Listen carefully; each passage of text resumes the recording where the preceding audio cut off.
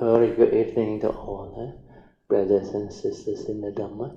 Today is Thursday, 14 March 2024. So we'll be continuing our sharing from this unique Dhamma code. We are at code 108 actually. We end, 107, yeah. Actually we finished 106. Then 107 I say, go back and read it up, then we'll continue from there. Okay, as usual, let us have our pre-puja. Let us now compose our mind, develop the faith, saddha, virya, and mindfulness to commence the puja chanting. Namo 本师释迦牟尼佛 Namo 本师释迦牟尼佛 Namo 本师释迦牟尼佛 Namo 观世音菩萨 Namo 观世音菩萨 Namo 观世音菩萨 Namo 佛菩萨 Namo 佛菩萨 Namo 佛菩萨 Arahang Sama Sambuddho Bhagava Buddhang Bhagavantang Abhivademi Swakato Bhagavata Dhammo Dhammang Namasami Supatipano Bhagavato Sangha Sangho Sanghang Namami Namo Tassa Bhagavato Arahato Samma Sambuddhassa Namo Tassa Bhagavato Arahato Samma Sambuddhassa Namo Tassa Bhagavato Arahato Samma Sambuddhassa Buddhang Saranang Gacchami Dhammang Saranang Gacchami Sanghang Saranang Gacchami Dutiyampi Buddhang Saranang Gacchami Dutiyampi Dhammang Saranang Gacchami Dutiyampi Sanghang Saranang Gacchami Tatiyampi Buddhang Saranang Gacchami Tatiyampi Dhammang Saranang Gacchami Tatiyampi Sanghang Saranang Gacchami Panatipata Veramani Sikkhapadang Samadhiyami Adina Dana Veramani Sikkhapadang Samadhiyami Kamesu Miccācara Veramani Sikkhapadang Samadhiyami Musawada Veramani Sikkhapadang Samadhiyami Surameraya Majapamadatana Veramani Sikkhapadang Samadhiyami. Okay, you all can be seated. Let us turn to page 3 of the chanting book. Then we will continue our puja chanting from Padipa Puja onwards. Ganna Sarpaditena Dipena Tamadang Sena Tiloka Dipang Sambuddhang Pujayami Tamonudang Ganda Sambarayutena Dupena Hang Sukang Hina Pujaye Pujaniyang Tang Puja Bhajana Muttamang Vanna Ganda Gono Petang Etang Kasuma Santatin Pujayami Munindasa Siri Pada Sarorohe Pujemi Padang Kasumena Nena Punnena Madena Cha Hotu Mokhang Pupang Milayati Yatta Idang Me Kayo Tata Yati Vinasa Bhavang Adivase Tuno Bante Paniyam Parikapitang Anukampang Upadaya Patikan Hatu Mutamang Adivase Tuno Bante Pali Parikapitang Anukampang Upadaya Patikan Hatu Mutamang Adivase Tuno Bante Pujanang Parikapitang Anukampang Upadaya Patikan Hatu Mutamang. Now let us chant our Puja aspiration based on our understanding of the significance of these Puja offerings. Significance of offering of light. May this offering of light to the Buddha brings forth the causes and conditions to illuminate our mind and help arise the needed clarity and understanding to dispel all darkness or ignorance therein. Significance of offering of water. May this offering of pure, clear, cool water lead us to the pure, clear Dhamma that cools and doses out the fires of all defilements within our mind. Significance of offering of incense. May our morality, virtue, and understanding shine forth far and wide, just like the fragrance of this incense which we are offering to the Blessed One, who is perfect in wisdom and virtue. Significance of offering of fruits. May this offering of fruits remind us of the Dana Parami or generosity and the fruit of our karma, so that we will diligently strive on with heedfulness to attain the path and fruition as soon as possible. Significance of offering of flowers.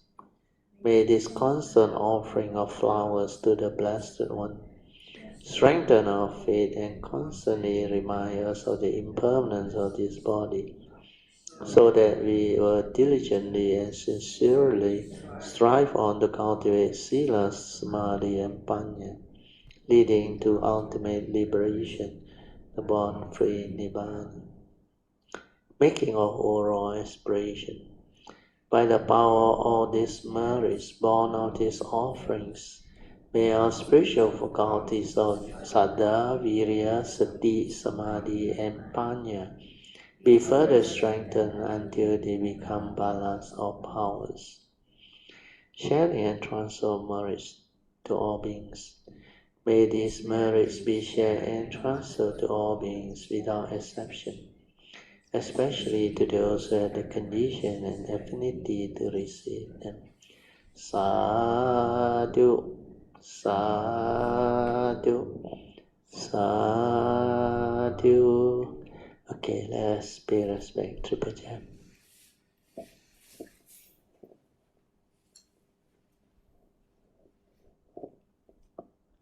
Padang Pujami.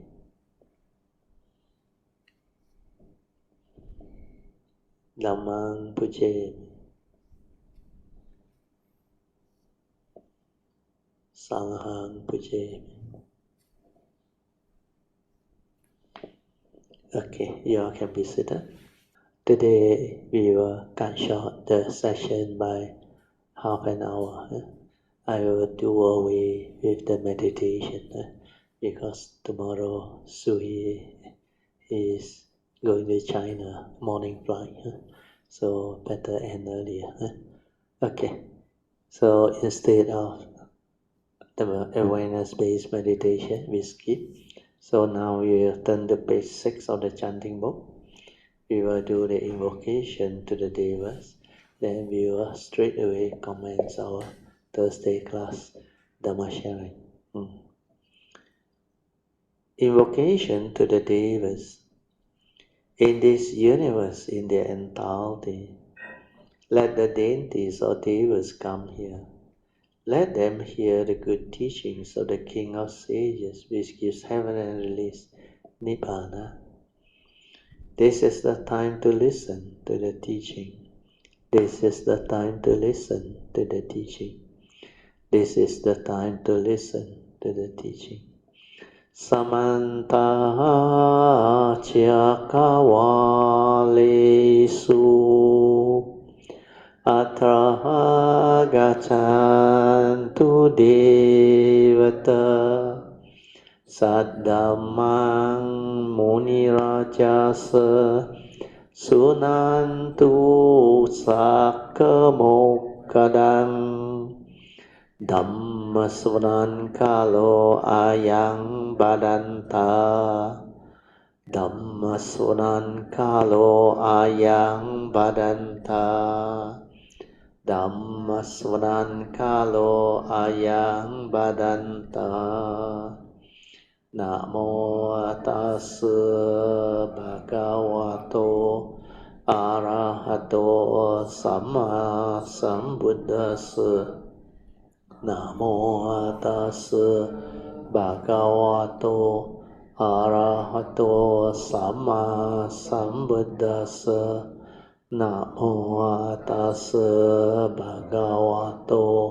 Arahato Samma Sambuddhassa Iti peso Bhagava Arahang Samma Sambuddho Vijacarana Sampanno Sugato Lokavido Anuttaro Purisa Dhamma Sarati Satta Deva Manusanang Buddho Bhagavati Swakato Bhagavata Dhammo Sanditiko Akaliko Ehipaseko Opanaiko Pachyatang Veditabo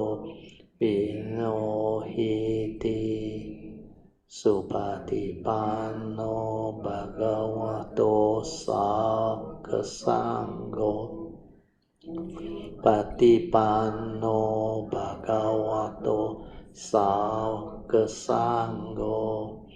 Nyaya Patipanno Bhagavato Sakasangho Samici Patipanno Bhagavato Sakasangho Yadidang Cattari Purisa Yukani Atta Purisa Pugala Esa Bhagavato Sakasangho Ahuneyo Pahuneyo Dakineyo Anjali Karaneyo Anuttarang Punyang Ketang Lokasati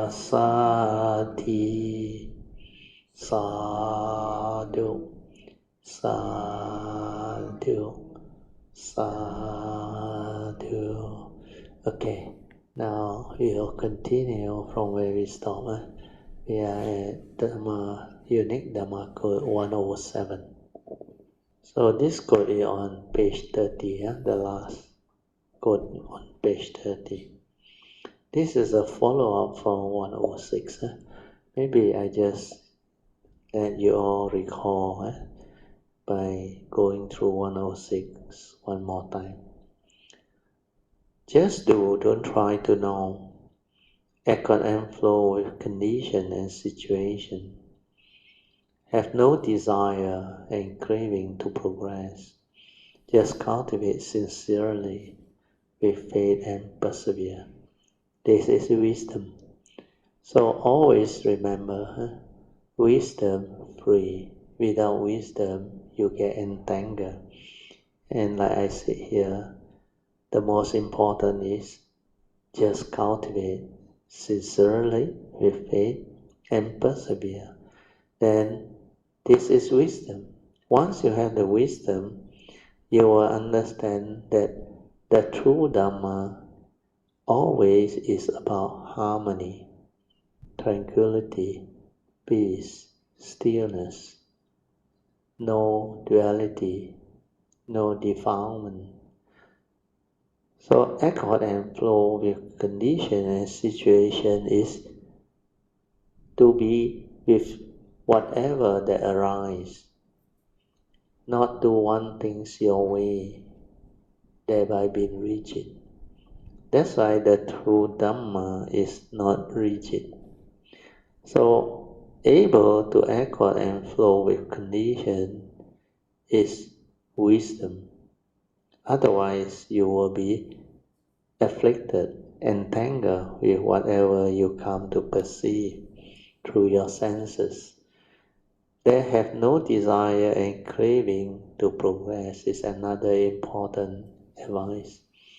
If you are too eager to progress, it will become what we call hindrance, in the sense that craving, that desire to progress, that one is a thought.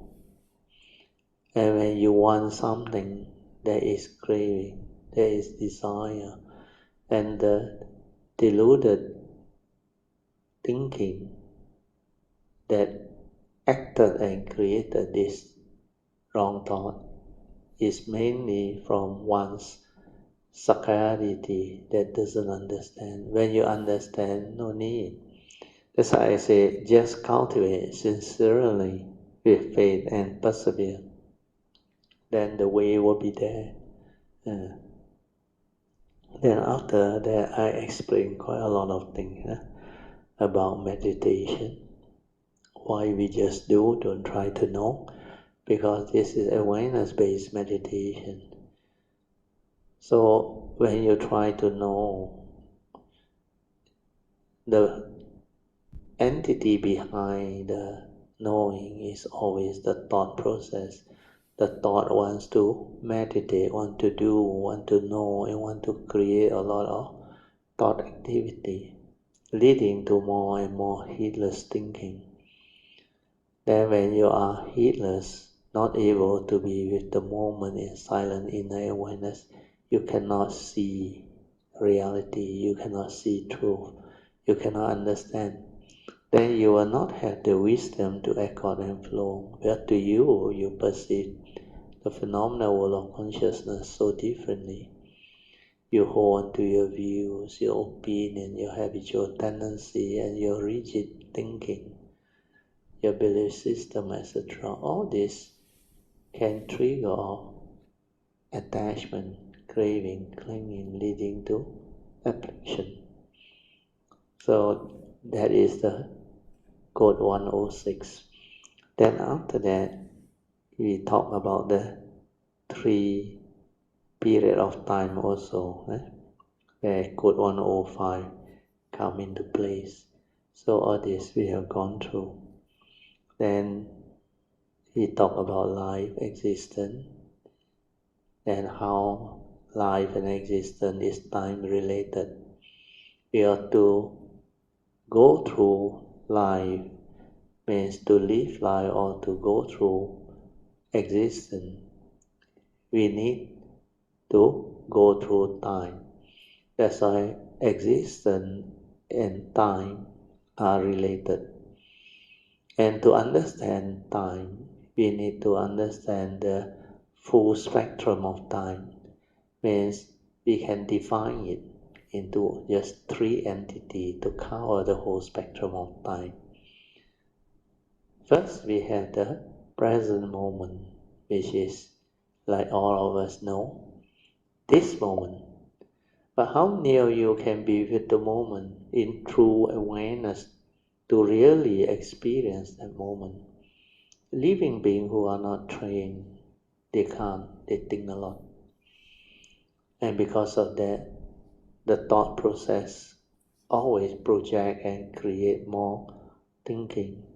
And we always, through delusion, wrong view, we delve into the past and project into the future. When you delve into the past, you recall through memory all the things that happened in the past, and most of it is psychological memory, scars of memory, your unhappy moment, or sometimes it could be your happy moments. Then you develop attachment, craving, clinging. But if it's your unhappy moment, it arises fear, worry, anxiety, sorrow, and lamentation. So past is already gone, no more reality. Then similarly, when you project into the future yet to come, hasn't happened yet, but you project and worry about the future. What happens if people come to know? What happens if all this don't go according to what I planned? What happens if this thing backfire and all those things? Then the thought keep on projecting and creating more and more fear, worry, anxiety. So all these are delusion, because we don't know the past and the future, they are not a reality. One is as good as the dead leaf, because it's the past, gone, over already. You cannot change what has happened. Then future is not a reality, where it hasn't happened yet, but you worry about it. You panic over your thought projection. That is delusion. And by doing that, you actually misses out on life, because you are seldom aware, mindful, to be with the moment, to experience what is going on in life. That is what awareness is. When you develop the stability of awareness, your awareness nature is aware and within the moment. And the awareness nature is before the knowing. There is no thought, no duality, nothing. It's just that nature aware.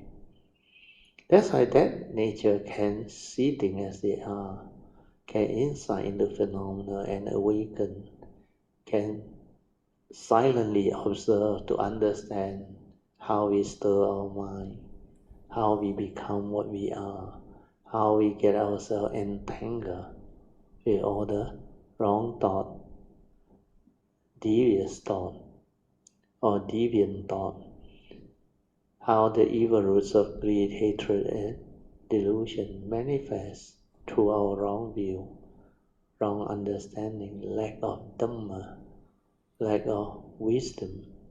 So all this, if you cannot develop the mindfulness to be aware of it, how can you develop wisdom to live life, to understand life? Then you become heedless. You get yourself entangled left and right. Karmic conditioning keep on haunting you. Your karmic friction is full of karmic negativity.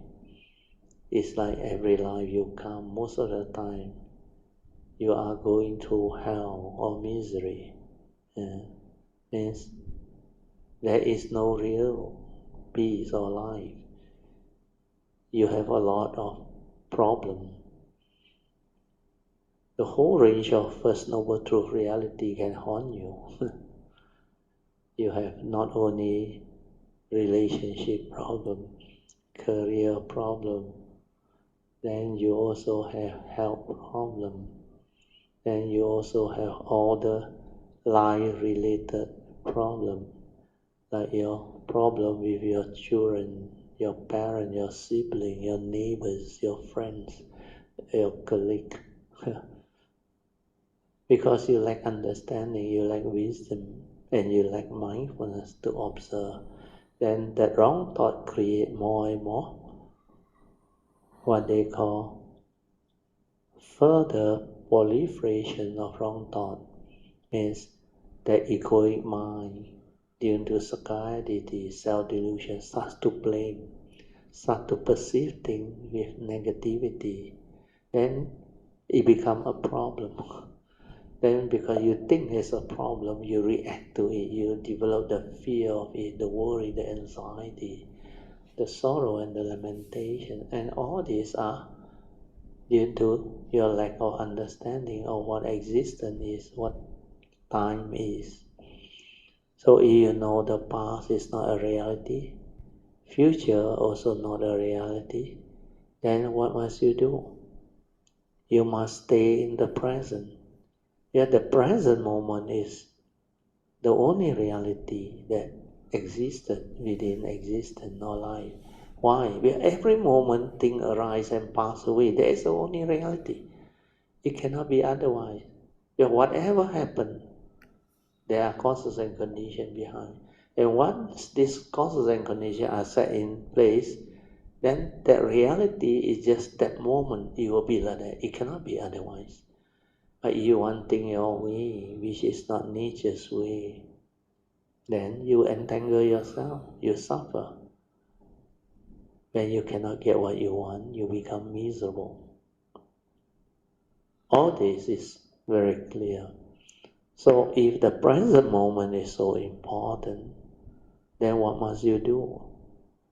You must learn how to develop the stability of mindfulness or awareness within to be with the present moment, to live life, to observe life, to understand life, to insight into phenomena, to realize the three universal characteristics of anicca, dukkha, anatta. Then only you see the unreality of form and mind, the unreality of life and existence. Everything is not what you think. Within the conditioned world, everything is dependent, originating, condition, arising, cause of phenomena. There is no permanent, unchanging entity within this existential world. Even your form and mind are the same. That's why you will come to know this is not you. This one goes the way of nature. It arises through causes and conditions. That's why it's a phenomenon, dependent, originating. When conditions arise, it arises. When conditions continue to sustain itself, it existed. But when conditions cease to be, it ceases to be. Separation. But living beings call it death. They thought once you die, finish, everything gone. But what is death? When you meditate with the awareness, you understand no one dies, no one sick, no one old, no one born. That thing that die as defined by society is the form and mind. That one is dependent, originating. When conditions cease to be, the supporting condition that supported the arising of that human being or that form and mind entity, no more. The three things that supported life or existence for us as a human being is we must have a physical body, means in functional condition, means no problem with the organ, etc. Then there must be a consciousness trapped inside. Then upon contact of these senses with the consciousness and the sense data, it triggers sense door activity, means you can become conscious of what you see, what you hear, what you smell, what you taste, what you tactile, you feel and think. And that's how you know the world, how you interact with the world. And consciousness is like a magician creating all the illusion for you. Then when you see them, like when you open your eye, the world of form, color, shape and form, they manifest like real. Then you give meaning, you attach, you cling, you grasp, you compete, fight for it. That's why you created all the misunderstanding, the entanglement, the war, the dispute, etc. The misunderstanding, man against man, nation against nation. So all this manifests through Sakaya Ditti, through the mundane mind. But when you have the mindfulness and awareness to see all this, then you can retrospectively reverse all this and develop the wisdom, especially the three universal characteristics, to see their empty nature, not a permanent unchanging entity that you can grasp onto, cling onto and hold onto and say, this is me, this is I, therefore all this can be mine. There is no such thing. This is an illusion or delusion. So mindfulness is very important. When we can be with the moment in silent awareness to observe, to understand and awaken, then that is wisdom. Without wisdom, you cannot understand life, you cannot liberate, you cannot free, and you cannot live life. That's why you need wisdom. And to have wisdom, you need the awareness within. That is your true mind, before the creation. Then from there, you can understand the Buddha's teaching very clearly. Okay? So the recap part, I think enough. I have gone into it in fairly good detail. Then we go on to the next code, which is Unique Code 107. Unique Dhamma Code 107, which is what we are going to discuss today. I wrote here, whatever that is rigid is not the true Dhamma. So this one is very easy to understand. You remember when you have the wisdom and the understanding, when you have awakened, you will be able to be at peace with all situation or condition. Means what? You have the wisdom to come to terms with whatever happen or whatever arise. So take for example this statement. Once you have wisdom, you will know how to accord and flow with condition and situation. This is Unique Code 106. So accord with condition and situation is very important. You not only accord, you flow with it. Like Tai Chi, you don't resist it.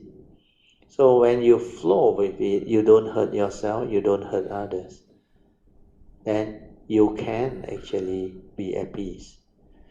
As long as you can echo and flow, no resistance, then you can actually bring about harmony, understanding, and be at peace with all things. But if you want things your way, you cannot accept what happened. Means what? You cannot echo and flow. Then you start to become rigid. Through what? Through your views, your opinion, your conditioning, your belief system, your whatever psychological memory that you carry inside your brain. That's why this five aggregate of form and mind, the mundane mind, is the one that is causing all the trouble. This one is a bundle of memory that we accumulate. Your thought is respond to memory. So the memory that we accumulate in our brain is the one that actually caused the delusion, the wrong view, the entanglement. So what happens is, through our senses, we live life like a human being. So this is where the human being is all about, the five aggregate of form and mind. This five aggregate of form and mind, with its bundle of memory, created what we call thought process. Because thought is respond to memory. Then through thought, we create consciousness. We have our six senses, six types of corresponding consciousness.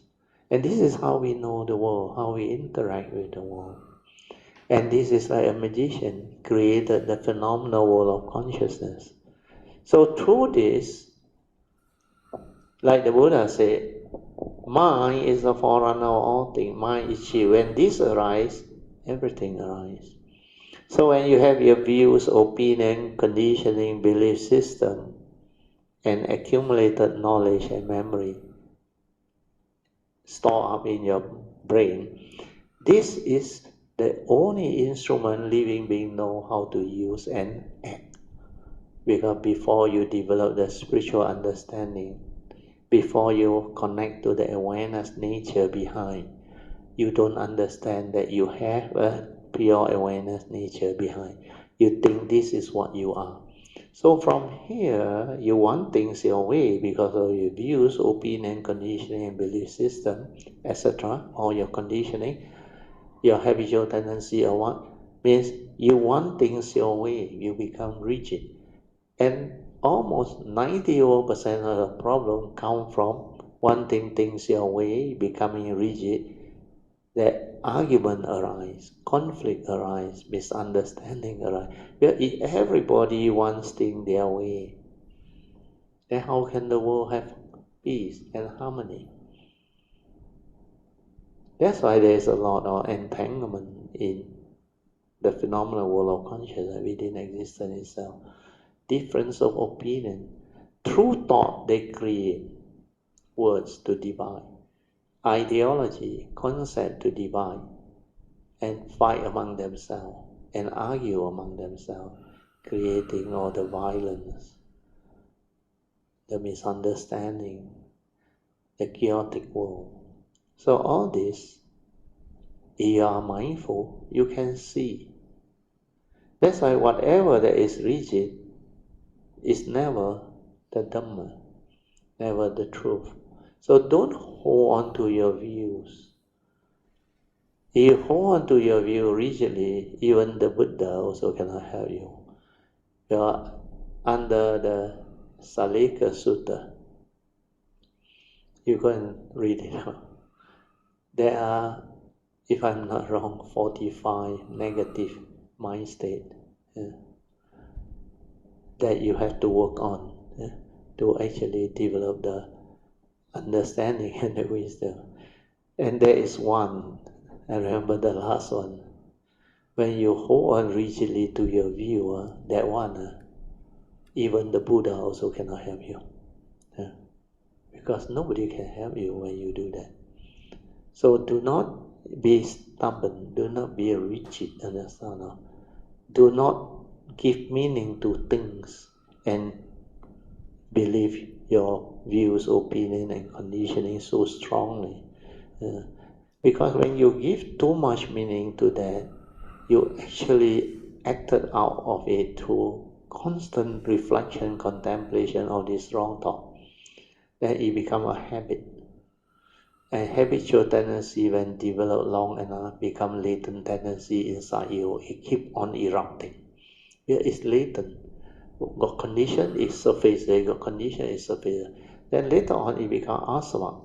Asava means like ever waiting to shoot out on it. When it's at the asava, it's not a dormant state. Like Eckhart say, pain body. When they are dormant, means no condition to trigger or nothing happen. But the asava, they are so strong that it's like a part of you that wants to erupt only. Small thing only, that thing flare up already. Small thing get angry.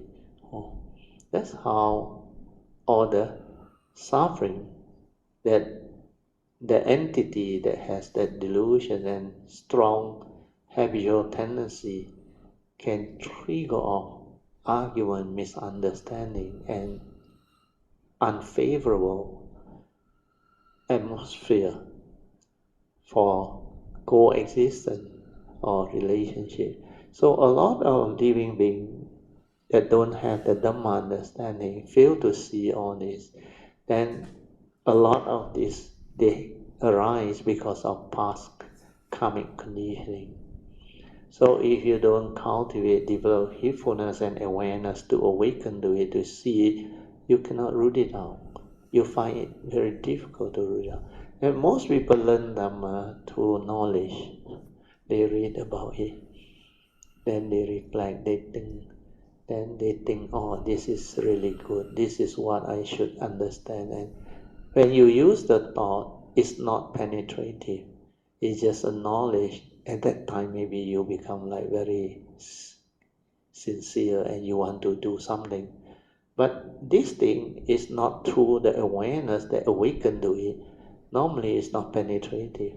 And maybe after that life, you lost that memory. Then you forgot about it. You go back to your old way again. That's why you need the awareness nature to see all this and break free. Once you have the condition to observe, see, and break free, you must determine to actually have this understanding life after life whenever you arise, whether you choose to come or you have to come. Then like our Tuesday class we share, even Sariputta, he also gone through that one. He was told the supreme vehicle teaching and all, but at that time when he was told, it was new to him, understand? But that time the Buddha actually taught them and make them interested, and he spent, like the sutta say, the whole night listening and developing all the faith. Then adhitan, make the vow, everything. But then after that life, forgotten, understand? It's just like the window I say. When the sasana is there, you have the condition to become a living being, born as a human being. Then born in the sasana where the Dhamma is still there. So, 人生难得今已得，佛法难闻今已闻. So you satisfy all these great conditions. Like in the Theravada tradition, they always, Mahayana tradition, they always say, rare is it to be born a human, to take the human form, to arise within our conditioned world. Then rare is it to at the same time encounter the true Dhamma. So these two are so rare, and yet this life, because of the sasana and your past parami, you're able to have them. So when you have the condition to be a human being and encounter the Dhamma, this window is very rare. Only the sasana, that short maybe 70, 80 or 90 years. Because by the time you become a human being, it takes you quite a while before you encounter the Dhamma. And most of the time, when you encounter the Dhamma here, you don't have much time left. That's why you wouldn't learn much, you wouldn't develop much understanding. And once the sasana over, like I say, you don't determine this life and make it, make that adhitan or that bodhisattva vow very, very strong, then it will not become a part of you. Then once the sasana over, you may get lost again, and all this forgotten. Then the next window is the next sasana. You know how long? It can be very, very long. So don't miss out on this window. When you have this, go all out. Like in 1971, once I saw the Four Noble Truths, I understood what this teaching is. I went all out to cultivate. That's how I connect back. Then 1989, I was already ready. And after that, everything is history. Okay? So, from this explanation, you would be able to have a clear understanding of Unique Code 107. So this code is very simple, but difficult to apply. So I read again. Whatever that is rigid is not the true Dhamma. So get this into your understanding. Then remind yourself. Observe through mindfulness. Then when you realize you are rigid in whatever sense, determine to ask for forgiveness, repentance, then change over. Just develop the wisdom to echo and flow with condition, then you won't be rigid anymore. Learn to see things as they are. Contemplate on the Dhamma. the world is the world, condition like that, things be like that. That is the wisdom part. Living beings are just the way they are. Deluded people do deluded things. Selfish people do selfish things. Angry people, violent people do angry things and violent things. They are just the way they are. No right, no wrong. Accord and flow. Develop the understanding to accept them for what they are. That is what understanding is. That's why we wrote this at our last sharing. Learn to let things be. Let things be means no need to argue. Whatever happened, condition like that, things will be like that. But it doesn't mean you don't act, understand? After that, you still act. Act with what? With Dhamma understanding, following the Dhamma way, which is Noble Eightfold Path. And there is a meditation as taught by the Buddha. If you act according to Noble Eightfold Path, the Buddha said it will lead to the end of all suffering. So in Mandarin is 随缘自在. If you can have this understanding, then it can help you root out all this habitual tendency, anusaya and asva, the latent tendency and all those things. So 随缘 is easily said, but not easy to understand. Then to be 自在 is also very difficult. 自在 means at ease, no problem. So these are the important understanding that only wisdom can bring about. Without wisdom, this is just knowledge, words. Then when you use your thought process to reflect and contemplate, then maybe you find it at that time when you understand very beautiful. But it cannot be a part of you until you develop the cultivation to see this clearly. Why you must have this understanding, and this understanding comes from meditative wisdom. So with meditative wisdom, this one becomes meaningful. Without meditative wisdom, this one are words. That's where the difference between cultivation and knowledge. So like I always share with you all, when you understand, it becomes totally different. When you don't understand, then you look at it as Dhamma knowledge that you try to memorize, you try to commit to memory and repeat what people say.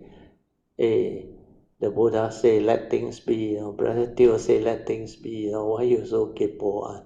Then you get yourself entangled. When you apply without understanding. When I say let things be, means there is wisdom behind to let things be. But you don't tell people who do something before you even understand why he do that. You just say, don't go and kepo. Kepo means what? Means you go and interfere, understand? But sometimes they act. They act doesn't mean that they interfere, understand? That's why when you act with Noble Eightfold Path, you arise the right view, right understanding to accept whatever happened. That's why right view in regards to the law of karma. That is the main one. Then law of mind, law of truth. Then the scientific law. To accept the reality of the moment, whatever that happened within the moment. Right view, accept. Once you accept, then you are at peace. Then you can let things be, you can accord and flow, then you can be with the moment to actually understand what is going on. Well, when your mind does not react and stir you what happened, means you can accord and flow and you are at peace. You can let things be. Then you can develop this understanding, means 随缘自在, at ease. The acceptance will free you. Then when you have that clarity, you look and you contemplate, you reflect what actually happened.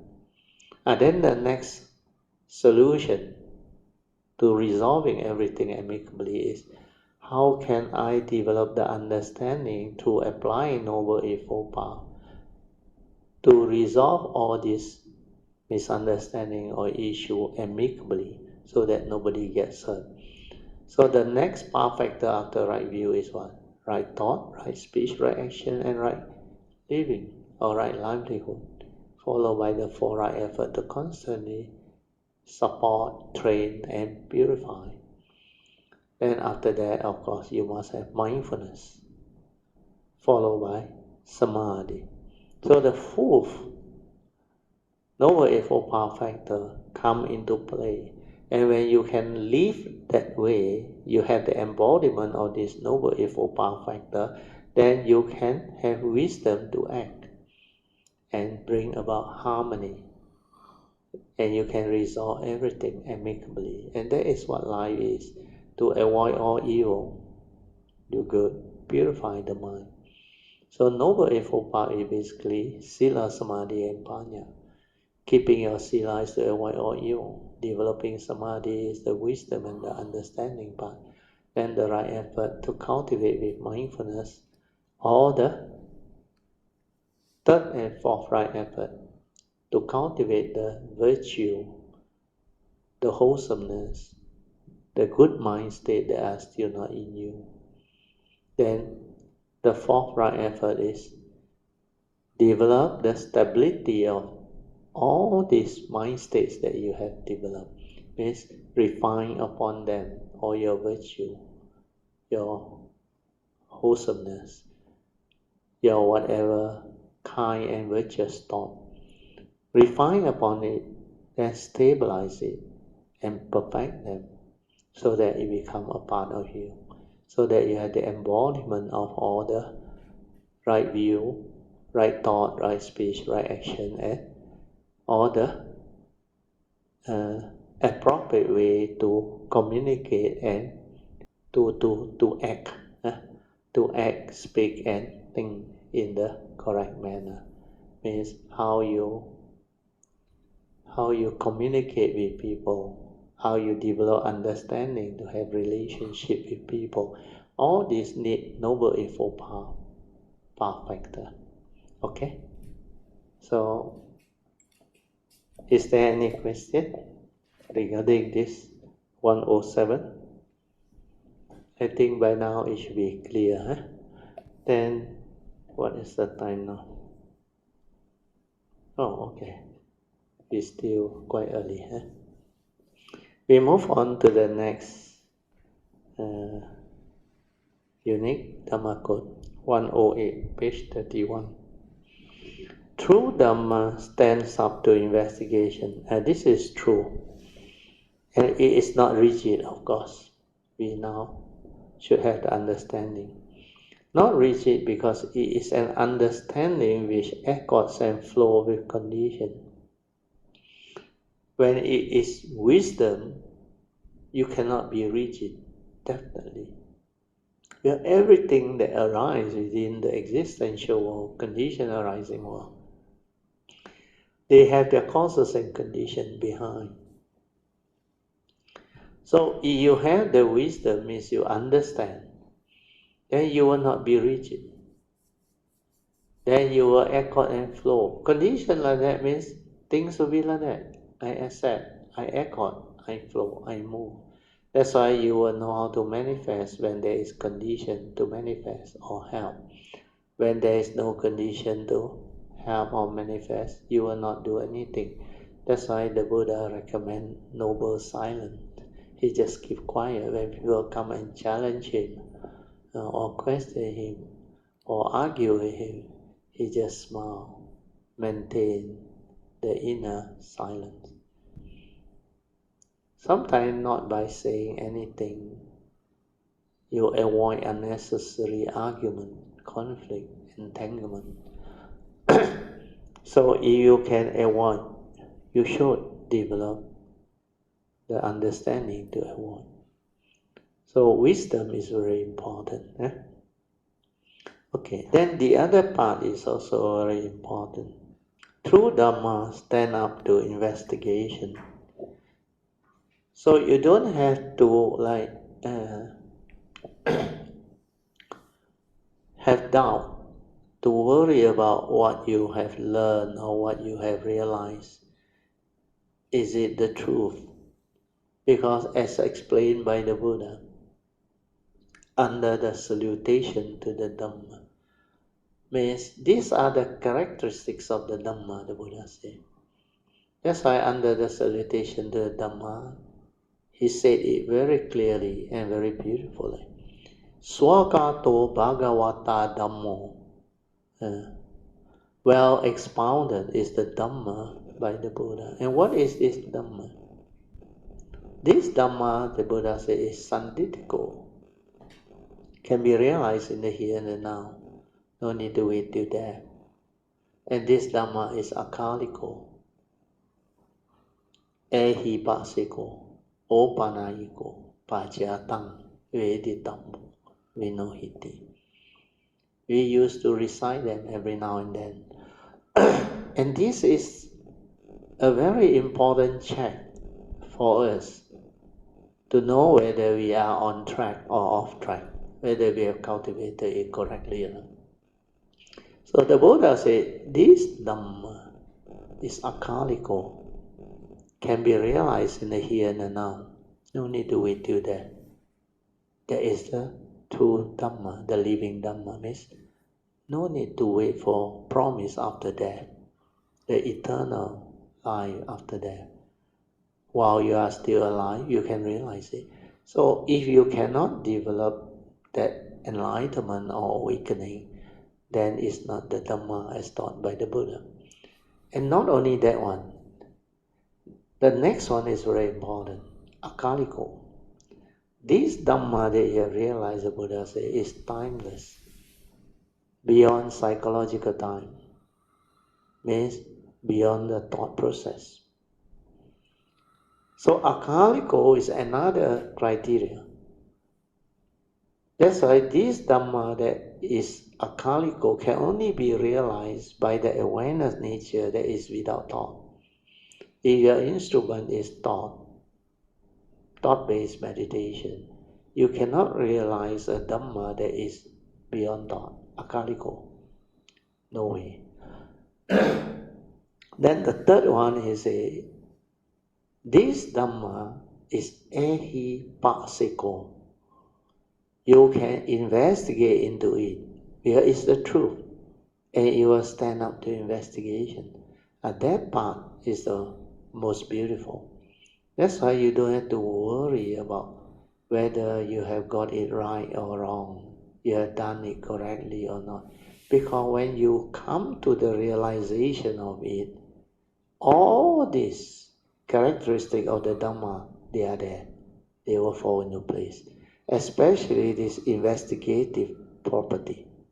It stands up to investigation. It's never wrong. Like I said, the law of karma, you can see it manifesting until you will believe it completely. It's not something that you blindly believe through blind faith. No, it keeps on arising for you to see the causes and conditions behind, and the manifestation itself, the conditioning itself. The karmic conditioning is so clear, and you can see them. Then a lot can also be deduced through understanding in life. So all this is what ehipasiko is all about. It stands up to investigation. Why? Because it's the truth. It is part of nature's truth. Law of karma, law of mind, law of truth within existence, the three spiritual laws. Like the scientists believe in the scientific law, physical law, utu niyama, and biological order, bija niyama. They also follow these two sets of scientific law, or nature's order. That's why the scientists, they learn physics, chemistry, biology, science, technology, all this. So all these are what the physical law, scientific law is all about. Then the other three is the spiritual law. So if you cultivate the spiritual wisdom, these three spiritual laws of karma niyama, chitta niyama, and dhamma niyama, they will stand up. And you can actually investigate into it. And it's always the truth. Never differ from these three truths that the Buddha teach.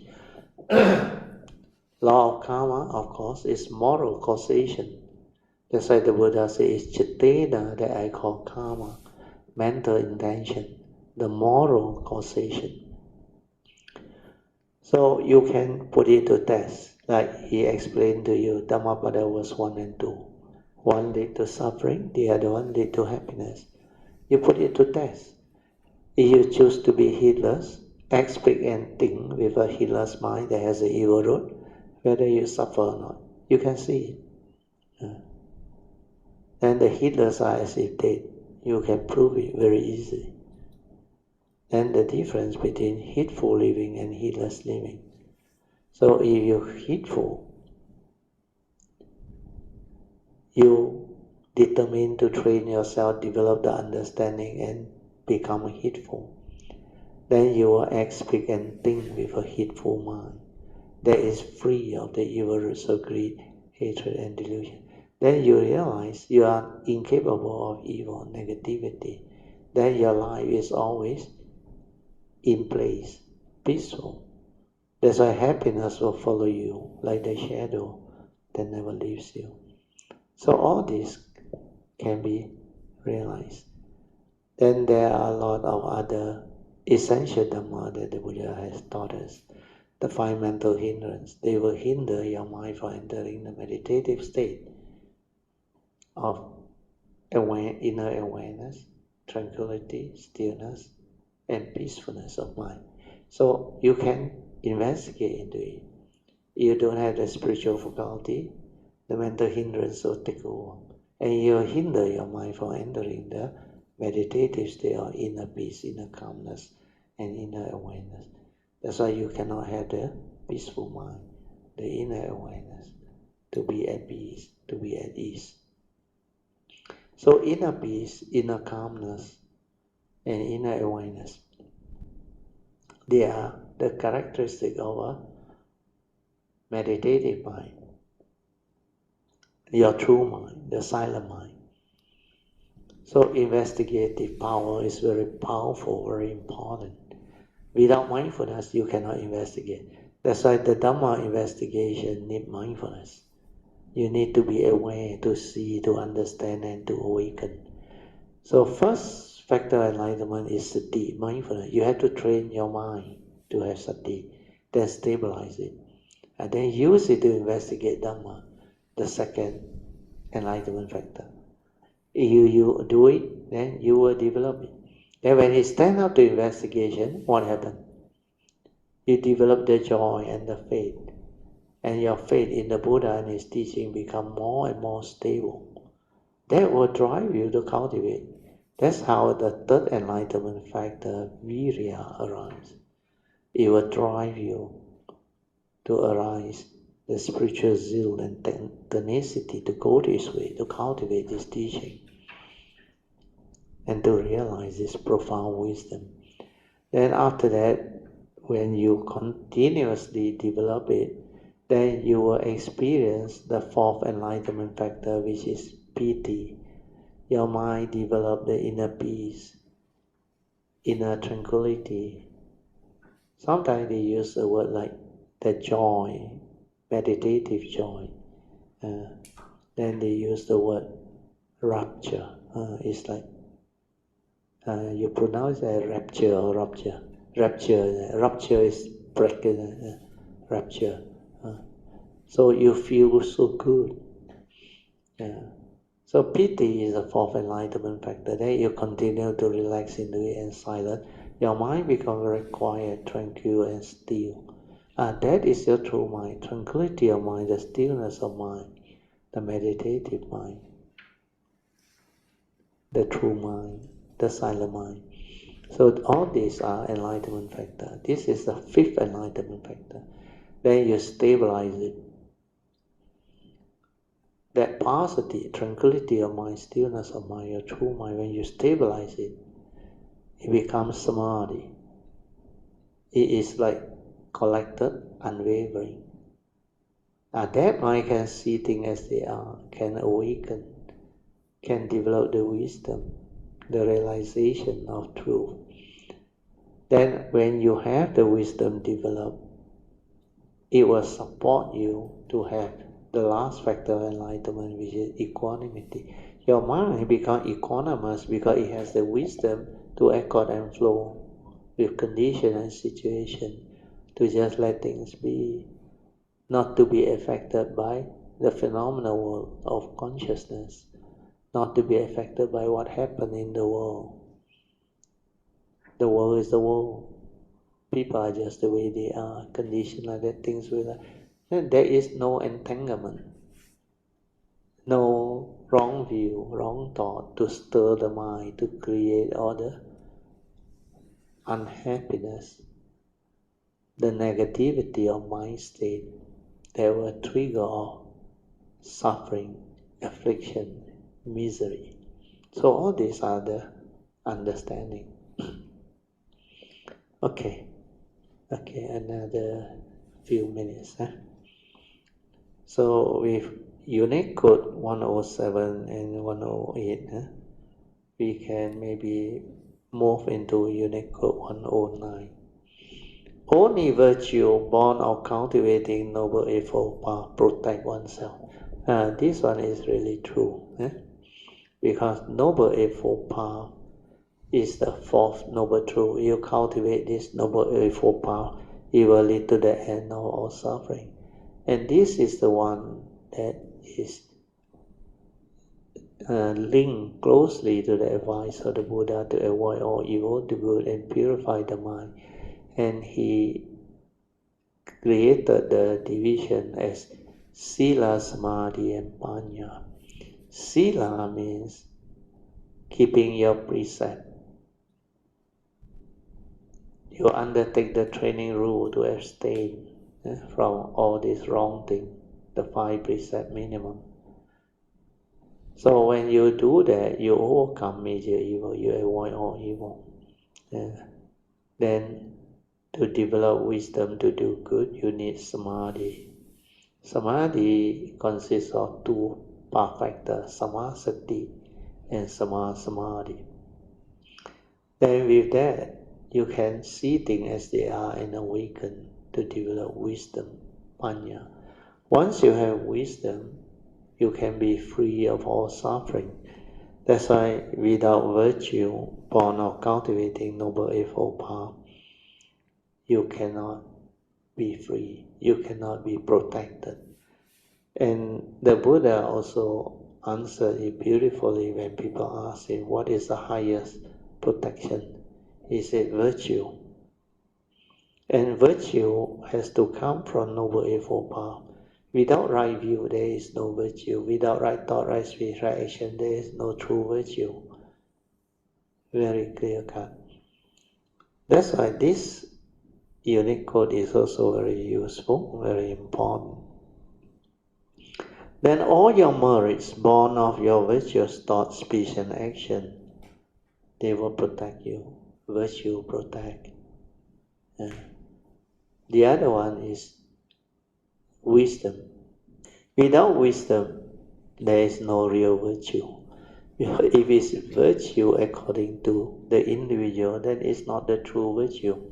You must have wisdom to develop the virtue. Just like just now, all this understanding, accord and flow with condition and situation, let things be, 随缘自在, all this need wisdom to comprehend, to arise.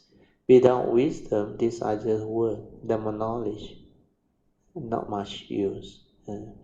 So when you learn Dhamma, when you cultivate Dhamma, you must put it into practice to awaken. That's why I say with wisdom, all this become meaningful, shine forth.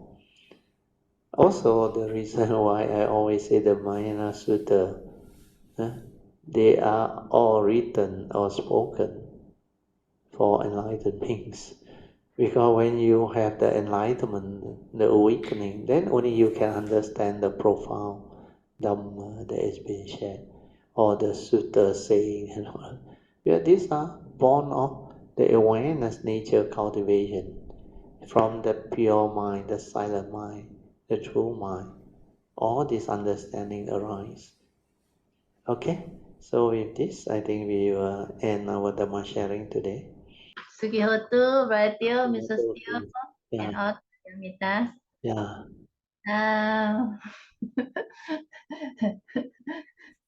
Really scratch my head now. What to share? Anything that come to you.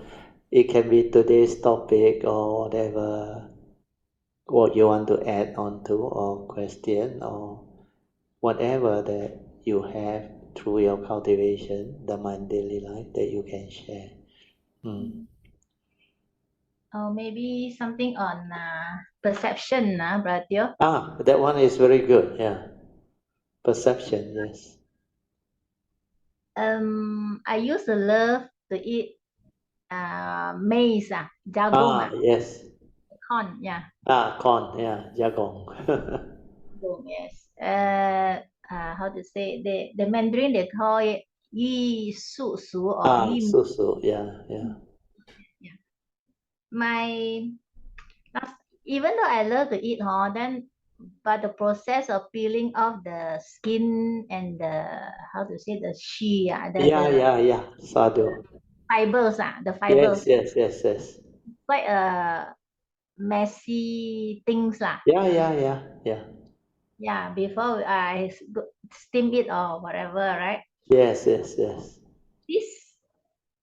this perception totally changed in the last week, Mm. I came to know this the benefit of the fibers of the corn. Yes. 玉米须 the 须 the Yes. fibers. The fiber, yes. Yeah, the 玉米须 is good for 怎么讲呢？利尿 that means is a kind of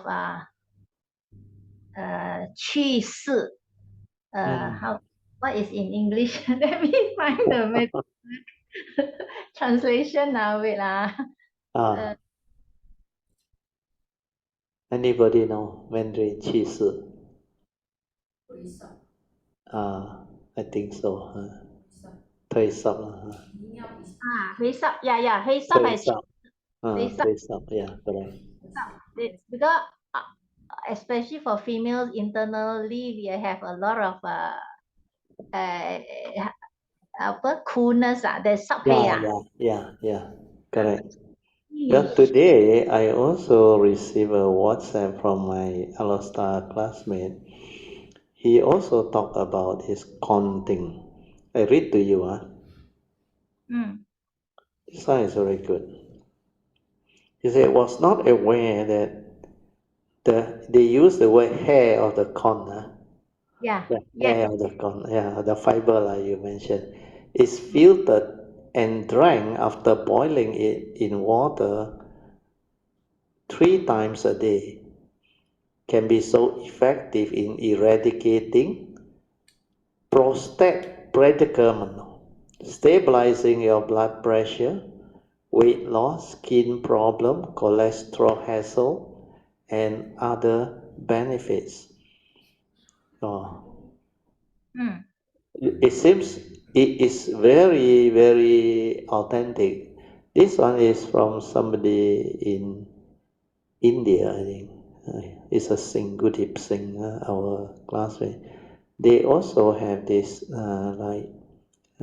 medical medical understanding of the corn, the fiber. He call it the hair.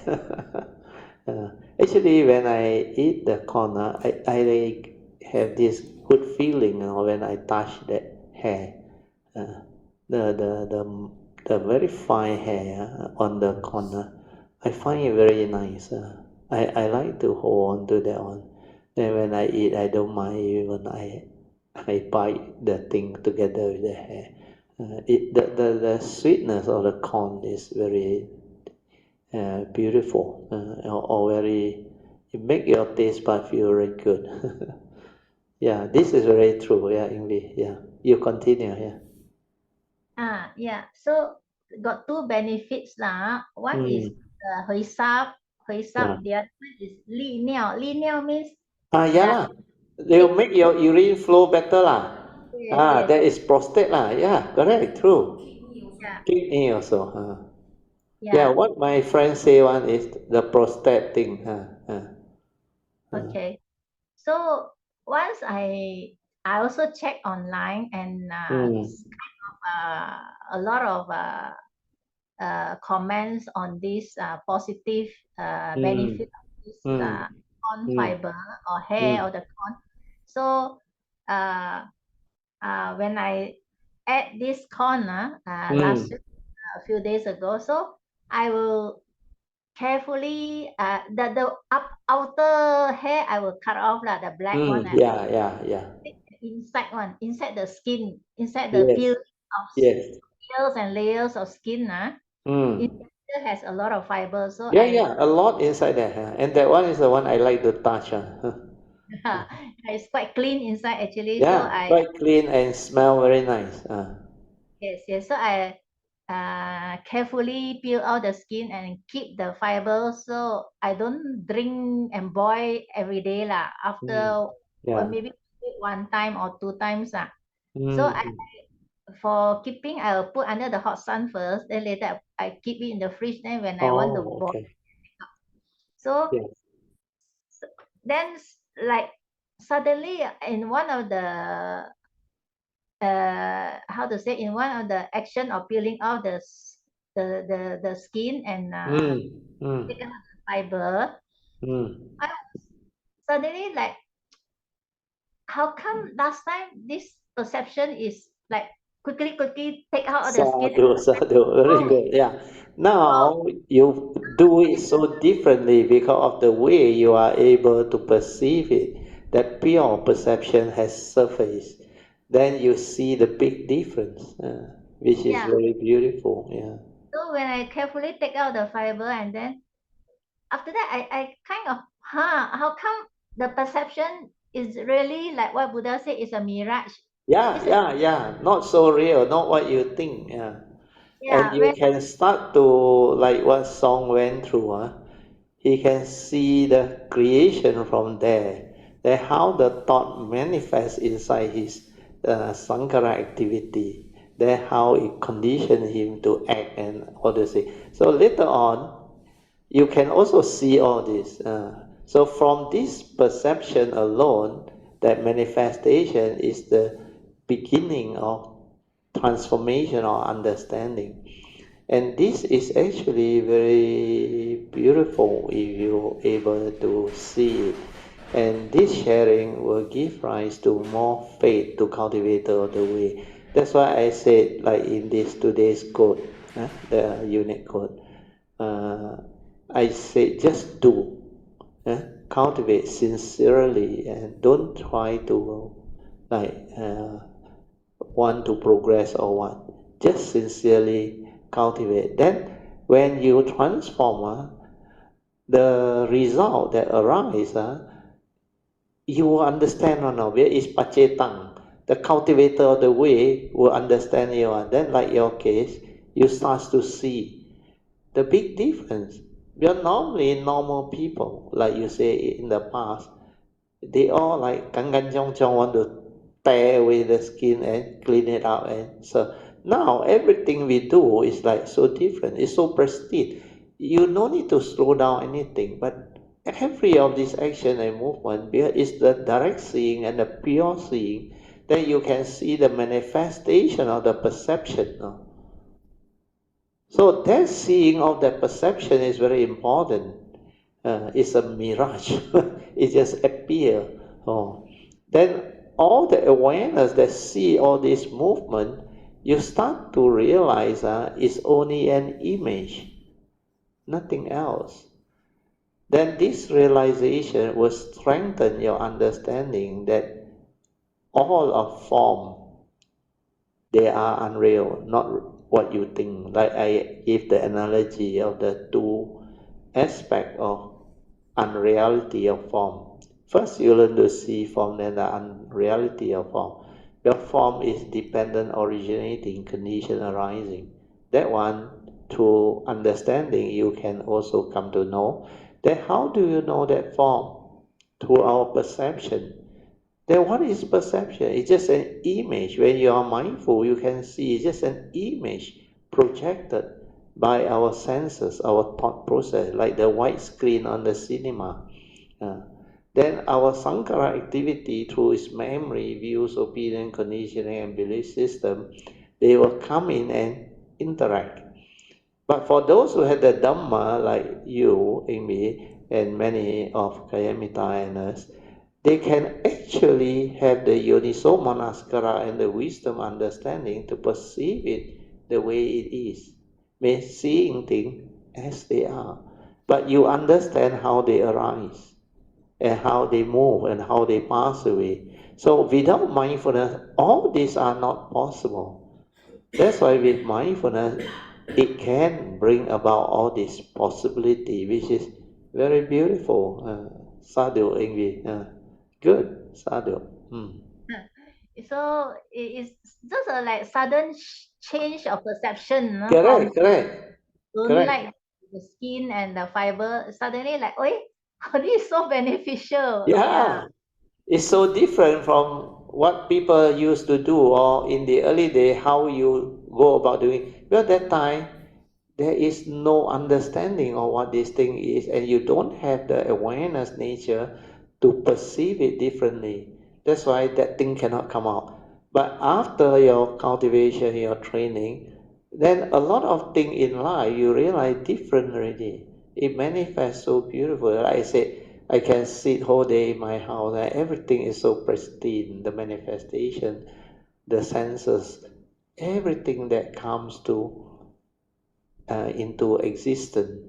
It's like so beautiful, so pristine, and so wonderful, amazing. So all this understanding can arise and surface in the mind of the cultivator. Very good, Sadhu. That's all, Brother Joe. Can Rushing for today's Dhamma sharing also, Yeah, right? yeah, yeah, yeah. Thank you so much. So you want to appoint somebody else? Or nominate, sorry, not appoint, nominate somebody else to take over the next Do sharing. we have time? What time shall we end today's 10 session? o'clock, 10 o'clock. Still Oh, got half an hour. okay, okay. I cut short the meditation by half an hour only. No, there was no meditation at all. Yeah lah, I cut short that one. You skip. I skip. You skip. I do away with the meditation. Yeah, okay. Today we got a good friend here, the butterfly. Whole session has been inside this house, happily flying around. Very, very beautiful. Never disturb any of us. How did it come in? I saw it before the class start. That's why Wu Yan, Yu Yan. The topic today seems to how to say match the recent experience I have this Oh, few very days. good. Sadhu, yeah. So I just want to share because Can? Can? Very good. it verify and confirm what Brother Teo said. I know what the Buddha said, that virtue, that noble eightfold path. Correct. Yes. That is the only thing that protects us. Virtue, your wholesomeness, your goodness. All this protect you. Where these are conditions for wholesome karmic conditioning to arise. No negativity. So you experience it, very good. Sadhu. Yeah, but not on me lah. I saw it on my father lah. Oh, very good. Sadhu. You can yeah. share, yeah. Good. So I think after his being sick, it also affected his morale and how he felt lah. Yeah. So I think he was a bit down also lah. Can even call it not depressed but not down lah. So Yeah. Not uh, his usual jovial self. yeah. Means So there's a bit of like unhappiness. yeah, correct. Yeah, sometimes after you've been ill for a long time, Yeah, yeah, you would have that kind of feeling lah. definitely. This one is already good karma. That's all. Oh, There was one case I heard, Sui's classmate, the husband and wife are married very long already. Then because of something, I don't know, fall down or what, some like cannot go out and buy food and all that. End up, not only a bit down like your father, flare up, and cause misunderstanding and argument until the wife whack him. Until blood came out. Daughter-in-law called the mother. He said, "Ah Gong Ah Ma Pa liao." This type of thing, that's why I say, you don't take care of karma. This type of thing manifest. Because it's siêu kim jie. You know what is siêu kim jie or not? Karmic debt that has to be paid. So through your anger, like just I explained to Padmasuri, this one has become latent tendency, anusaya and asava. It just flare out on us. Because especially if I'm not wrong, the father will have thought like that. I already got injured, I cannot go out and buy food already. You somehow don't want to help me. But then he sure will song until I then the two argue and fight, then the mother also never give chance. Why? That's how bleeding and all those things. Then become worse. Both of them, the misunderstanding, everything. And this is at the old age. I think around my age. So you can see all these things manifesting. That's why I say for your case, Manya, your father consider very good already, even your mother. You continue, yeah, Manya. yeah. So I think was on, I know Tuesday. Tuesday, usually my father, if Mm. longer days, actually Mm. this is to me that is a good blessing. Also, if I Yeah, got it, also very good. Every yeah. Tuesday, he will have his school friends, secondary school friends gathering. I think for maybe 1.5 hours at Yeah. Pali. You used to share with us, they always go for teh tarik or what. Yeah, but all his friends are 80 plus. So Yeah, all that generation. yeah. Yeah. Yeah, your dad also about 87, or 85. My father this year is 85, but his Uh, classmates, most of them are like 3 years younger because of the oh, World War okay. II last time. That's Yeah. why there's a Means difference. they are of the 8 series one, higher than us. I only approaching 7 series. Uh, good. Yeah. So for a few weeks he didn't join lah because Mm. he cannot walk out from the house, right? The he Yeah. like go down Yeah. Yeah. that Tuesday morning 8:30, he still haven't woke up. So I went, Oh. I said, Papa, this late already, can please get up lah. So he Ah. opened his eyes. Actually, he wasn't sleeping lah. He was just lying there lah. Oh, okay. Then he opened his eyes and he said, I want to sleep some more. I don't Okay. feel, I don't feel well lah. He said, Oh, okay. uh, where do you don't feel well? Then he said, Mm. I just don't feel well lah. Like don't want to get up and move lah. Mm. I could feel like, he not to say he was sick, but then like there is something not cheerful and also Yeah, like you say, he's down. He's not happy, but not angry, not angry, just like yeah. no He energy, correct, no yeah, happy correct. energy. He just don't Just feel like like, waking up. yeah, Because I think he must have known that even wake up also no use. Cannot join the kaki. Cannot have the fun and all those things. That's why. yeah. But one day they call him, and say, hey, we come to your house. So it's just opposite, ma. Then he Oh, yeah lah, kayu. Yeah. So they came or not? said, sorry. They came to your father's house or not? To your house or not? That's You why. say Then the friend. The friend. later. Then he later on he did get up after maybe 10-15 minutes. He got up. Oh, He had his okay. breakfast. After he had his breakfast, he took out a piece of paper and then start writing. So I go and peep see what he's writing I see one word, I really know what he's writing.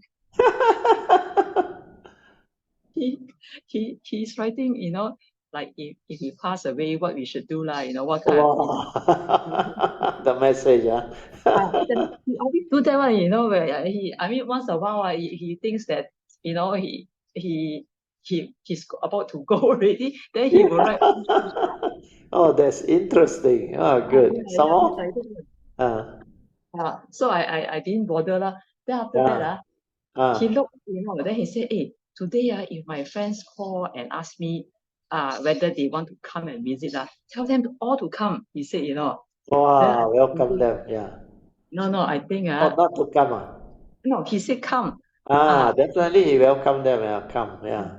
I think, I don't know brother. I think my father said that because he think that he's going already, so he want to.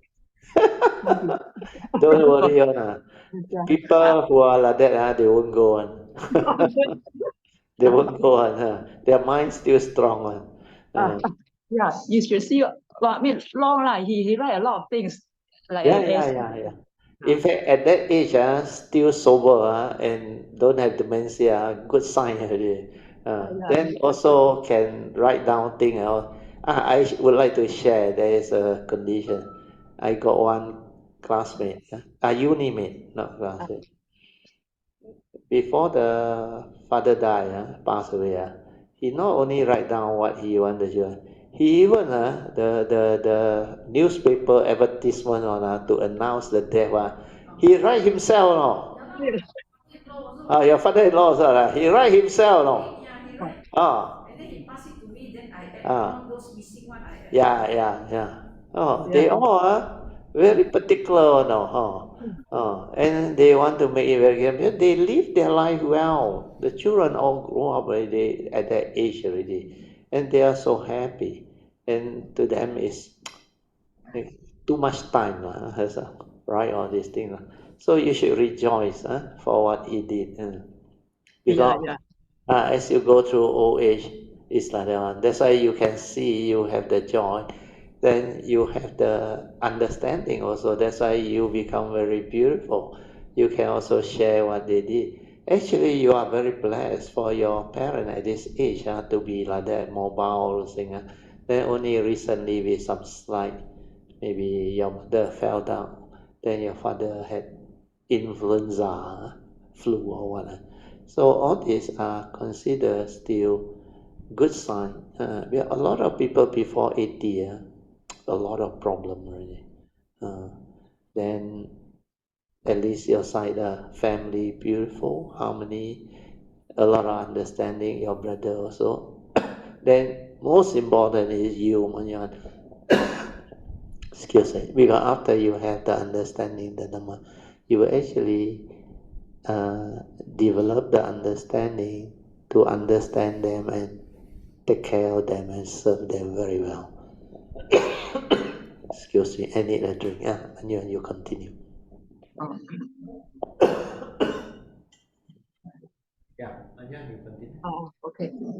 So brother, I said okay, no problem. I also happy at least he agreed to see his friends.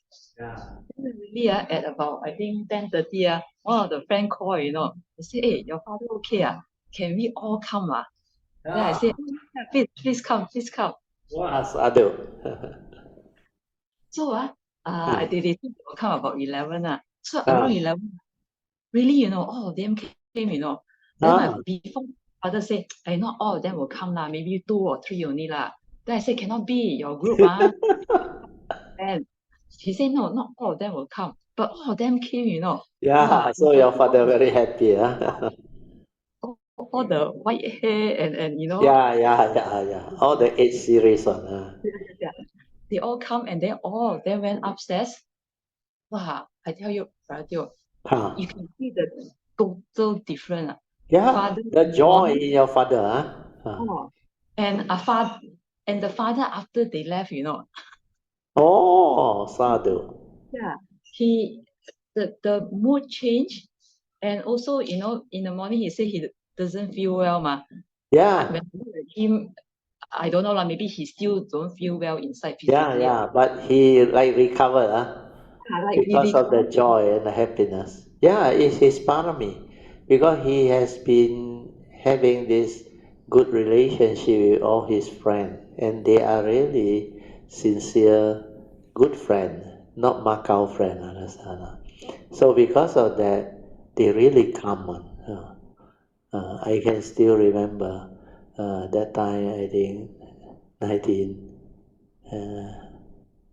not 19, 2013, when I got the NGO. You know how many Kayamita came to see me at that time? Because a lot of you are not in yet, the first batch one. We were in already, but we were told to send metta to come. Oh, yeah. I asked Yun Chan, because it's supposed to be New Year. But a lot of them came, a lot of them came. And non-visiting hours also they came. So I told them, never mind, no need. These are small things. I said, the more amount I admit, they do the ECG, after that they jab me, I'm okay already. Actually, I want to discharge, but they asked me to stay in. Yeah. He said, at the first instant of the ECG, they detected angina, they call it angina. Actually, I got a heart attack, they say. But I don't feel it. I only felt like something not right inside. Like I really need to admit, because my nature's 3 months ago, before all this happened, it already hinted to me and told me to go for the medical investigation or checkout and all. And I said, I'm okay, nothing wrong. Never mind lah. I said, later I got sign only, I go. Then 3 months later, really manifest. Then of course, when they come, you can see the sincerity and all those things, and the joy. Then I say, no need to tell the rest, because hospital environment, not Dhamma sharing or Dhamma activity area. I say we need to respect, because there are the patient there. The moment they come, one big group, 10 to 15 people. So this is what will give them the joy and the what we call happiness. Because when you have sincere friend coming to visit you, you feel very good. Even the sick also will become well. So very good. Manya, continue. Yeah, Brother Teo. Actually, that time when you have angio, February 2013, right? Yeah. I also had my operation. That time I remember. Yeah. Yeah, so sorry, Brother Teo didn't No come. problem. No problem. Yeah. Okay. So I continue with my Yes. other story. So actually, when the friends were around, I think they were in my house got 1 hour lah. I did go up and down, sometimes to just look at them. Yeah. And sometimes To they told me check on also. them and serve them. Yeah. So because I saw the friends talking to my father and how they talk to him, Yeah. and That was and beautiful. and it struck me that they were using right speech, Oh, sadhu, very good. and that was how I guess my father turned over lah. Yeah lah, good parami of your father. If he has not done his part, he will not have all these sincere friends that will come and visit him and say all these kind and encouraging, motivating words to him. These are important. That's why to have good friends. They are like we all Kayamita call Dhamma friends. So these are sincere friends, good friends. That's why at 8 series still can be so close. You say every week or every 2 weeks together. Every week. Wow, that's very, very rare. Because my classmates, they all only gather once in 2 months. Wow. Once in 2 months. Then some, they have teh tarik once a month, but very rare, that one. So for your father one, really, they are very close. Very good. Sadhu, rejoice. But the group have strung over the years because they left one by one. Oh, definitely 80 plus or above average by 10 years. How many left you expect? The average lifespan 75. Actually, by 75, by right, according to normal distribution curve, half would have gone now. And Yeah. this is the average lifespan. No?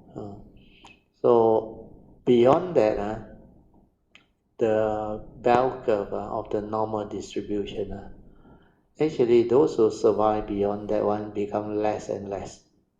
Beyond the bell shape, big proportion will steep curve down, means 75 to 80, a lot will be cleared. That 80 above one, I think is less than 20% already. That's why still got a big group, like you say, come and all, not only big group, all turn out. It's a good sign. Means your father has good parami. That's why no wonder you say you believe in the virtue part that we share today. Very good, Sadhu. Yeah. Because of the right speech. Because Right speech. when you want to sit next to him on the bed, I'm not Yeah, sure whether we hold the hand or not. But he was yeah, that should be the way. You hold their hand if you are close to them. They feel very good, understand? yeah. They I really feel, especially my mother and my father, when I held their hand, they feel very good. Yeah. That's why if your parents, they are still around, you should do more of that. You should hold your father's hand, your mother's hand more. Then feel for them, talk to them. I really believe that will work very good, but I haven't tried it yet, brother. I Oh, feel don't worry. never You like still got really. time. You still got time. And you will do well. After you witness all this already. While they are still alive, where there is condition to care, to serve, and do, you should do. You are lucky where they are still mobile, and they are still okay at this age. Actually, very blessed. Because I saw a lot of people before 80 already very weak, deteriorate. It's really not easy to go through old age. And those who have looked after their parents or what, who live until 90 plus, they will know. Like Brother Tio and Pamasui, both also very blessed. Their father all very old. Your father also 90 plus. Oh. Very cute. And Brother Timo also 90 plus. Oh, the 9 series one, not 8 series. Actually very bad. But to go through that phase with them is actually not easy. You need a lot of patience, understanding, and Dhamma. But that is life, understand? You reap what you sow. Whatever you do, you sacrifice, you express your love, your care, your concern. All this will come back to you. These are your inheritance. That's why in future you will have children and kids or grandkids to look after you. So life is not what normal people think. Most people, they are selfish. They don't want to be troubled. But sometimes the parent also think like that. I don't want to trouble the children. No? Then tell the children, no need to come, I'm okay. But it's very dangerous to let the parent or the older people to stay alone. You understand? No? Because they really need help. That's why my neighbor also, after the husband passed away, the husband also 80 plus, almost 90. Then she younger, but she actually contacted us, my wife especially, and expressed to her that if there is any need, hope my wife will help. My wife said no problem. That's why she trusted my wife. She very happy, and she tried her best to actually not to like burden my wife so much. But he was very, very, I should say, understanding. Because when the son came down, he told the son, and the son bought her a gift to my wife. So I saw, hey, I said, who offered this gift? Our neighbor. I said, oh, I think orange. Không ạ? Xì cầm rồi hồi rồi. Chỉ box rồi, to box rồi. Phong cầm rồi them. So there is all this understanding beyond the joy, and they feel very good. We are just good neighbors. They are Christian, but the wife and the husband last time, they are very nice neighbor, although they are Christian. Then there was one phase, but many years ago, I think 30 years ago, they tried to invite us to their church session. I went, no problem. I interacted with them. Then the pastor, but finally they know that they cannot convince me or convert me or do anything to me.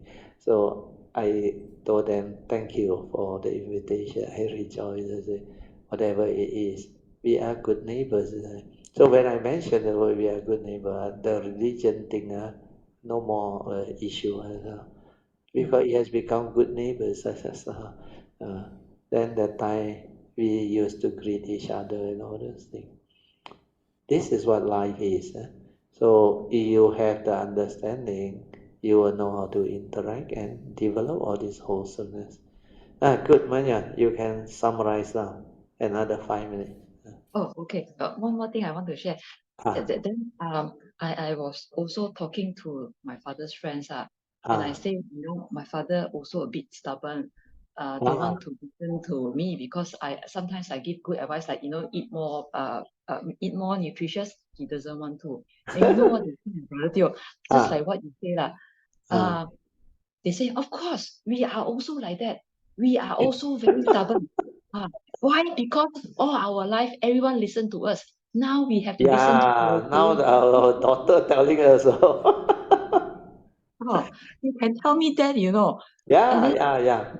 So now you learn from them, because they are in that state of mind. You understand? They don't have the Dhamma. When you have the Dhamma, it's different. These are ego, understand? But you cannot blame them actually. They will think, when you're young, who teach you how to walk and talk? Who teach you how to understand things and do all those things? Now you think you already grown up, you come and lecture me, instruct me to do this, do that. Sometimes if you don't have the understanding, actually it can lead to misunderstanding. You have a lot of parents when they are old, the children, they think they already have the knowledge of medical science, or where they Google the internet, they hear people say, then they will tell the father one or the mother one, this one cannot eat against your cholesterol one, no good, they say. Then diabetic cannot eat carbohydrate, or say, all the very good food that they like, all cannot eat. So they become worse, after that they deteriorate faster. So there must be understanding their life, let them decide. But advice can only be given when there is condition. Then when there is condition, you will know how to make full use of that condition and say it to them in a very nice way that they're willing to listen. Like my mother, when I talk to her, she will listen to me. Because I explain to her, I know her different. She very simple, very sincere, but I have my way to let her understand. Like last time, he always tell me tradition thing, we must follow, we must not go do away with tradition. Then I tell her, I said, Okay, fair enough. Now you listen to me. Last time in China tradition, you all use the lamp, you light the lamp, the candle. You don't use it electricity. I said, go back to the tradition, no need to on the light. Hey, he smiled. He said, no, this one the switch on, light come out already. I said, same lah, we must progress lah, advance lah. Everything follow tradition, we never improve. You say to them like that, they laugh, then they actually appreciate. Then there are many other things. After my father passed away, I told you all the story already. That's how I educate her when there is condition. When the elders ask her to ask my brother sister, they have to cry. Then she also cried. Then I approached her, I explained to her what I did. I said, this is more tangible. When father is around, do what you have to do. Filial piety, all those things. Not after die already cry for who? Cry for who to see? For the public to see. No, that is not filial piety. And then my mother understand. Then he suddenly stopped crying. Oh, that is it. Then the other thing I add on is I said, these people, you look at their family, all haywire one, got a lot of problem one, their children all. So you want to end up like them? Then you follow their advice, the tradition. Cry when there is death, must cry, must what, and do all those foolish things that has nothing to do with understanding of life. Then people come and pay respect to my father. They put 2 joysticks, kena scolding, firing. He said, the wife still alive, 2 means both die, So you put 3, 3 die. Hey, got such thing. So I quickly go and intervene and say, don't worry. I am very grateful that you came. You can still express your gratitude towards my father. He must have touched your heart or helped you when he is alive.